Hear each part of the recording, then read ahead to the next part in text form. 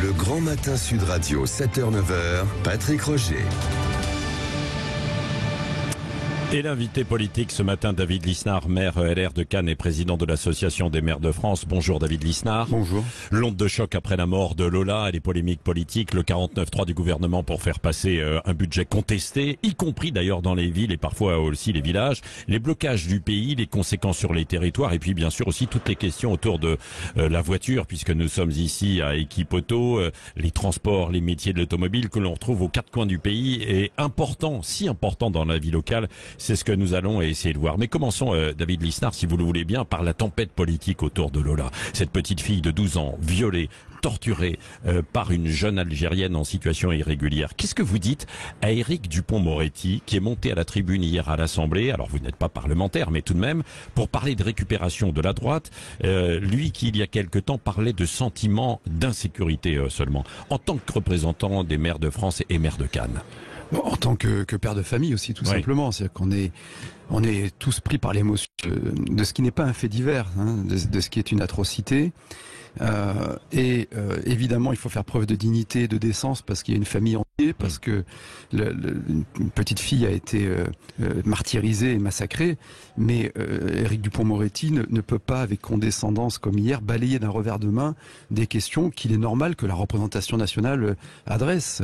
On ne peut pas dire que ce fait divers est représentatif de l'ensauvagement de la société parce qu'il est tellement barbare qu'il renvoie à des pathologies et à des gens totalement détraqués. En revanche, il y a une question politique quand même. C'est-à-dire que, effectivement, si cette obligation de quitter le territoire français la fameuse avait OQTF, été bien adressée et appliquée, eh bien, la petite Lola serait encore en vie. C'est incontournable. Et d'une part et d'autre part, s'il n'y avait qu'un cas, le problème, c'est que on sait que moins de 10% des OQTF sont appliqués, et ça renvoie à la problématique générale d'un État régalien auquel nous sommes tous très attachés, c'est-à-dire d'un État qui doit veiller à la sécurité et à la justice, et qui est défaillant, dans les grandes villes, qui est défaillant dans les quartiers. Et ce qui est d'autant plus inadmissible qu'on n'a jamais autant payé d'impôts et de charges. Il y a le record des prélèvements obligatoires qui est 45,2%. On n'a jamais dépensé autant d'argent public et on n'a jamais aussi peu eu d'efficacité sur les problématiques de sécurité. Et ça remonte des territoires, des villes, des villages. Ça revient partout. Donc, il y a une réalité que l'on voit, que l'on constate en tant que citoyen. Il y a une réalité constatée en tant que maire. Encore hier, un maire dans le Cher, alors on ne sait pas si c'est sur son activité de maire ou d'agriculteur, mais qui s'est pris une balle dans l'épaule. On a 47% d'augmentation des faits d'agression sur des maires ou des adjoints au maire. Il y a en France, depuis 6 ans, 33% de violence sur les personnes de plus. Donc il y a une réalité humaine constatée et il y a une réalité statistique. Donc, pour revenir à votre question, est déconnecté de la réalité alors quand il parlait d'un sentiment d'insécurité, quand il répond de la sorte. Moi, je ne veux pas non plus donner l'impression d'alimenter une polémique inutile, mais il est ministre, il va devant le Parlement, il faut qu'il accepte de rendre des comptes sur ce qui manifestement est une une défaillance de l'exécutif. L'exécutif, c'est le président de la République et le gouvernement.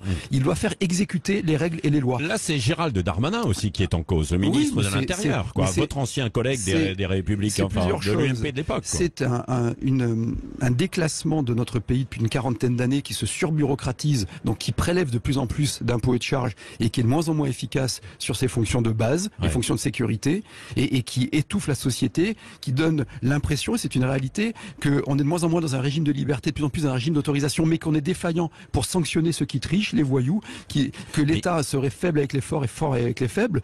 Et donc Éric Dupond-Moretti ne peut pas, en faisant aussi lui une sorte de récupération politique, en se plaçant comme au-dessus du lot, en jouant la posture de la sagesse, balayer les questions de la représentation nationale. C'est de l'hybris, c'est condescendant et c'est pas acceptable. Oui, vous avez dit tout à l'heure on peut pas parler d'ensauvagement. Non, j'ai pas dit ça. J'ai dit, je pense qu'il y a une société malheureusement parce que vous aviez parlé d'incivilité, on se souvient dans votre livre il y a quelques années. Aujourd'hui on en est où? Pardonnez-moi, il faut juste pour remettre les choses en place. Je pense qu'il y a, alors si on reprend le terme d'ensauvagement, d'ailleurs Gérald Darmanin l'avait dit lui-même, il y a de l'ensauvagement, le président de la République l'a reconnu lui-même, etc. 1. 2, je dis que ce fait est tellement dans une barbarie absurde qu'il révèle la carence de l'État pour faire exécuter les obligations de quitter le territoire français, mais qu'il est hors champ de l'ensauvagement classique. 3. Il y a un phénomène d'incivilité fractionnel qui se développe.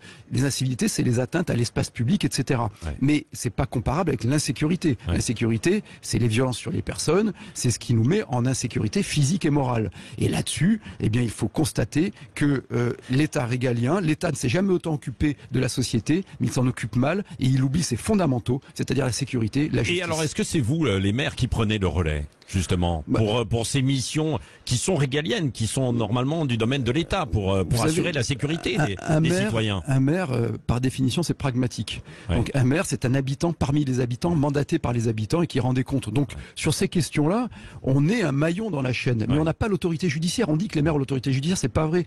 Les polices municipales n'ont pas de pouvoir d'enquête. Moi, j'ai une police municipale qui est très efficace à Cannes, qui est souvent primo-intervenante, qui rétablit la paix, mais qui n'a pas de pouvoir d'enquête, qui n'a pas d'autorité judiciaire. Donc on est tous très attachés à l'autorité de l'État sur ces Et questions-là. ça, vous ne réclamez pas? Si. Non, bon, ça dépend. Il y en a qui le réclament. Moi, c'est pas mon cas. Non, mais c'est ça. Mais en tant que président des maires de France, non, vous ne le demandez pas. On peut pas faire de l'incantation sur les valeurs républicaines, etc. Et toute la journée, puis prendre des postures en disant je condamne avec la plus grande fermeté. Enfin, toutes ces formules qu'on entend et qui sont devenues inaudibles si derrière la République n'est pas respectée par un État lui-même respecté. Oui, le budget. Venons-en à cette question. Avec le 49.3 qui pourrait être utilisé pour faire passer ce budget aujourd'hui à l'Assemblée nationale. Déjà sur l'utilisation du 49.3, vous voyez un problème ou pas? Ça fait partie. C'est bien hypocrite de reprocher à ce gouvernement d'utiliser le 49.3 alors que tous les gouvernements l'ont utilisé. Peut-être pas remarqué, je dis une bêtise, il me semble que sous François Fillon et Nicolas Sarkozy, il n'y avait pas de recours au 49.3. Oui, en tout cas, bon, je n'ai plus tout ça en tête, mais nous revérifierons. Il y avait une inquiétude des communes, justement, parce que vous n'étiez pas indexé, en fait, sur l'inflation. Est-ce que vous avez obtenu gain de cause, là, sur le budget, en fait, pour les communes? Pas encore, mais il faut bien comprendre quelque chose, c'est qu'il y a une présentation très démagogique et populiste de certains membres du gouvernement. C'est pas le cas de la première ministre et de Christophe Béchu, Elisabeth Borne, avec qui on travaille en confiance, mais de Bercy, pour parler clair, qui disent, avec qui là on travaille moins en confiance, qui disent, regardez ce que l'État donne aux collectivités, les dotations. Or, les dotations, ce ne sont pas des dons, ce sont des dus, c'est-à-dire que c'est de l'argent qui appartenait aux contribuables locaux, et progressivement dans l'histoire, l'État a supprimé la patente, puis la taxe d'habitation récemment, puis bientôt la CVAE, et a transformé, c'est constitutionnel, par des dotations. Et donc c'est dû. Et si c'est pas indexé, si c'est pas évalué du montant de l'inflation, ça veut dire que l'État pioche dans les recettes des collectivités. C'est 47 milliards qui ont été piochés dans les recettes des collectivités depuis 2014. Parallèlement, lui, l'État augmente son propre déficit. Plus l'État est laxiste, plus il demande aux collectivités de faire ce que lui, il ne fait pas pour lui-même. Nous votons tous dans nos mairies des budgets à l'équilibre et aujourd'hui c'est très difficile. Vous accusez Bercy de vous spolier? Je l'accusez en même temps. Je constate qu'il y a une spoliation régulière des collectivités et donc là-dessus on veut être efficace. On sait que la proximité, c'est la responsabilité, donc c'est l'efficacité. Il y a des mairies mal gérées, des mairies bien gérées, mais même la plus mal gérée des mairies vote un budget à l'équilibre. C'est une obligation légale. Donc on veut travailler. On veut qu'on nous laisse travailler au service des habitants. Oui, beaucoup disent qu'on va vers une récession. Est-ce qu'il va y avoir aussi moins d'investissement dans les communes dans les mois qui viennent et les années qui viennent? C'est-à-dire qu'il y a des difficultés dans chaque commune pour boucler les budgets parce qu'on a des factures d'électricité parfois ou de gaz qui sont multipliées par 6 ou 7, parce que les produits alimentaires augmentent de plus de 20% pour les cantines. Ça, c'est des niveaux au niveau de nos mairies. Mais il y a un problème macroéconomique qu'il faut prendre en considération. Nous, collectivités, toutes confondues, régions, départements, intercommunalités, communes, représentons 19% de la dépense publique totale. La moyenne européenne, c'est entre 30 et 40%. Dépenses moins qu'ailleurs en Europe. En revanche, nous représentons 70% de l'investissement. Donc, comme on est en train de prendre dans nos capacités d'autofinancement, dans nos capacités d'investissement, il va y avoir, et que d'habitude on joue un rôle contracyclique, eh bien il va y avoir un effet récessionniste puisque nous pourrons moins investir. L'investissement des collectivités avait baissé de 14,8% il y a 2 ans, c'est-à-dire qu'on avait anticipé les effets d'inflation et on avait appliqué le principe de prudence. David Lisnard, sur la crise de l'énergie, est-ce que il y a des communes qui ne vont pas payer leurs factures? Il y a une commune qui a annoncé qu'elle ne paierait pas, une autre commune, Neuilly-sur-Marne, qui a soulevé le problème avec beaucoup d'éloquence d'ailleurs. Les maires sont pas des séditieux, les maires c'est des légitimistes. Donc, oui, mais il y en a qui ne pourront peut-être pas payer. Je pense qu'on trouvera les moyens, mais en revanche, on attend les dispositions que le gouvernement a annoncées. Il y a eu beaucoup d'effets d'annonce en disant...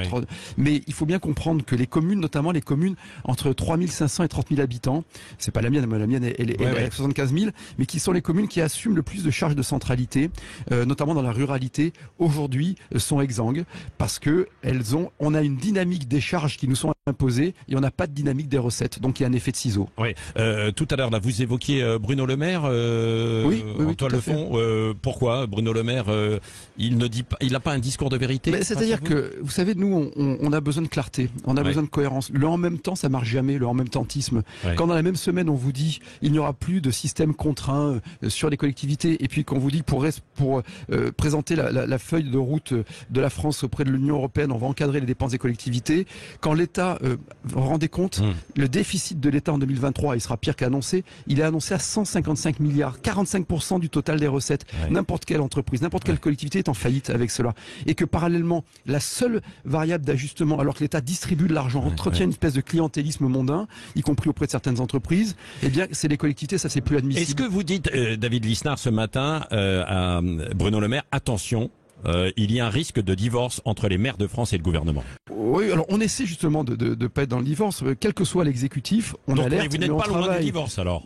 On a connu des périodes autrement plus tendues, mais aujourd'hui je veux simplement dire qu'on prenne en compte notre réalité. On n'est pas quémandeur, on n'est pas pleurnichard, nous voulons travailler. Et pour travailler, on ne veut plus perdre de pouvoir juridique et on ne veut plus perdre de pouvoir financier. Nous voulons avoir un lien avec les habitants, nous sommes des habitants parmi les habitants. Et ça doit être entendu par le gouvernement. Un mot sur la crise aussi des carburants, quelles informations remontent du terrain là? Ça commence à se débloquer ou pas? Pour l'instant non, mais je ne mets pas en cause la parole de la Première ministre qui a dit qu'il commençait à y avoir du carburant qui arrive. Enfin, regardez la situation dans laquelle nous sommes mis dans notre pays. On avait un avantage compétitif sur l'électricité, on l'a sacrifié, on avait la filière nucléaire, hydroélectrique et électronucléaire la plus performante du monde, elle a été sacrifiée sur l'autel du en même tentisme et depuis 10 ans. On a des grands pétroliers, on ne cesse de les stigmatiser et de les dénoncer. On a une infime. C'est le même discours que vous tenez, David Lisnard, aussi sur ce secteur de l'automobile. Nous sommes ici à Équipe Auto, sur le stand d'autodistribution, et ce secteur est extrêmement inquiet. Quel est votre regard, vous? Alors que sur les garages, par exemple, il y a un maillage tout le territoire, bien souvent, le dernier commerce, c'est une boulangerie ou un bar et puis un garage. Absolument. Avec la France est un grand pays d'automobile, et d'ailleurs on est ici dans un événement, une invention française de plus sur l'automobile. Mais il y a un chiffre très simple, c'est que nous représentions, mais de mémoire, il y a une vingtaine d'années, 5% du marché mondial, nous ne représentons plus que 2%. Première chose. Deuxième élément, en 2004, la filière automobile était excédentaire de plus de 15 milliards d'euros. Aujourd'hui, on est de plus de 13 milliards d'euros. Nous sommes aujourd'hui déficitaires de 15 milliards d'euros. Donc l'automobile, c'est comme le reste. C'est l'histoire d'un déclassement français, alors qu'on a tous les atouts pour retrouver un excédent commercial. On a tous les atouts pour redevenir compétitif. On a de la créativité, on a des grands ingénieurs, on a des grands chercheurs. Sauf qu'ils s'en vont. Sauf qu'on a pas. Pourquoi alors? Pourquoi? Pour plein de raisons. D'abord, on a tout mis en place pour la désindustrialisation. Le foncier est devenu inaccessible et ça va être accentué par le ZAN, le zéro artificialisation nette.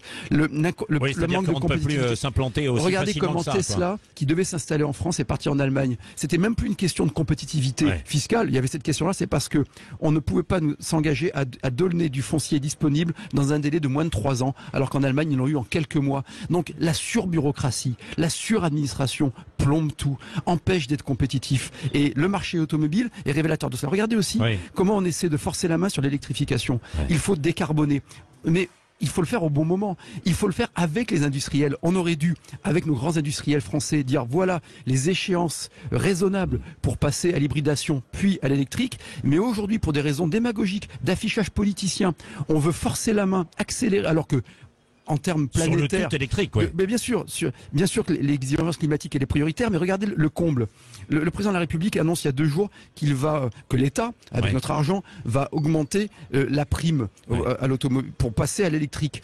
C'est très bien, mais pas maintenant. Aujourd'hui, on n'est plus capable de produire de l'électricité propre. On a 14 réacteurs nucléaires fermés. Annoncez ça au moment où on nous dit parallèlement qu'il faut moins consommer, notamment d'électricité, où le système électrique est en rupture. Et le tout électrique aujourd'hui, comme on n'a pas été capable d'entretenir notre filière nucléaire, eh bien, c'est l'ouverture de centrales à charbon.